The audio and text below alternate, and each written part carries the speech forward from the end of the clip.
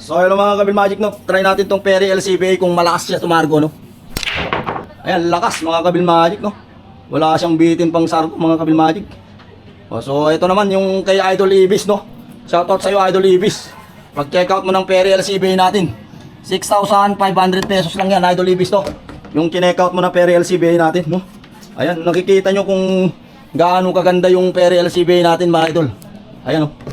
Check out na. Ito na, isang butas lang to idol ha. Sputnikin ko ha. Ayan o.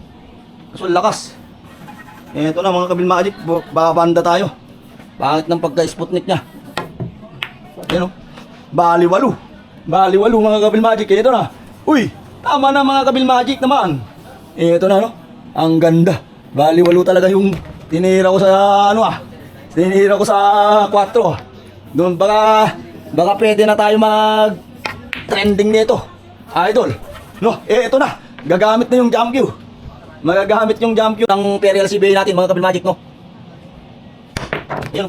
Ganda mga Kabil Magic, no. Ayan. Ito na. Medyo pabilisan na lang yung mamaya yung mga video natin, idol. Kasi sobrang tagal na ng oras na, no. Okay natin. Okay na to. Panalo na tayo dito. Ayan, ganda naman epektos ng ano. Idol Ibis, mapaka ganda ng checkout mo, no. Ito na, i-trick shot na naman ni Idol yan, no. I-trick shot na naman ni Idol yan.